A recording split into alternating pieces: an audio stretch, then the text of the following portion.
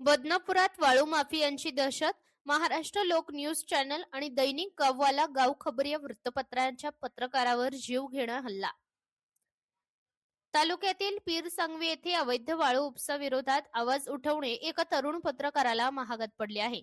दैनिक गाववाला गावकरी खबर या वृत्तपत्राचे बदनापूर तालुका प्रतिनिधी शंकर ज्ञानदेव चेडे यांच्यावर वाळू माफियांनी भीषण हल्ला केल्याची खळबळजनक घटना घडली आहे. या हल्ल्यात चेडे हे गंभीर जखमी झाले असून परिसरात संतापाची लाट उसळली आहे. नेमकी घटना काय, तर पीरसांगवी परिसरात सुरू असलेल्या अवैध वाळू उत्खननाबाबत शंकर चेडे यांनी निर्भीडपणे आवाज उठवला होता.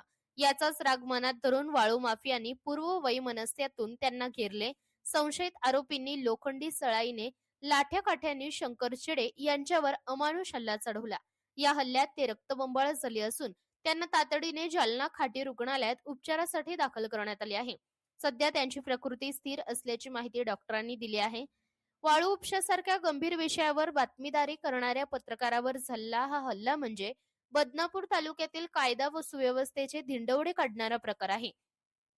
या घटनेमुळे तालुक्यातील पत्रकार वर्गात प्रचंड रोष असून पत्रकार सुरक्षित नाहीत का, असा सवाल उपस्थित केला जात आहे. मागण्या आणि पुढील कारवाई. कठोर कारवाई. या प्रकरणी दोषी वाळू माफियांना तात्काळ अटक करून त्यांच्यावर मोक्का अंतर्गत कारवाई करावी, अशी मागणी होत आहे. वाळू माफियांचा बंदोबस्त. पीरसांगवी आणि परिसरात सुरू असलेल्या अवैध वाळू उपसा कायमचा बंद करावा.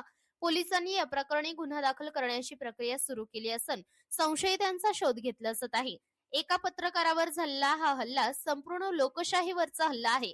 जोपर्यंत आरोपींना बेड्या ठोकल्या जात नाहीत तोपर्यंत पत्रकार संघटना शांत बसणार नाही.